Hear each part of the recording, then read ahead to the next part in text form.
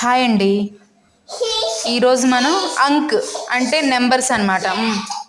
1 to 10 వరకు నేర్చుకోండి. First A 1 2 2 3 3 4 4 5 5 6 6 7 7 8 8 9 9 10 10. Okay friends, 1 to 10 వరకు చూశారు కదా.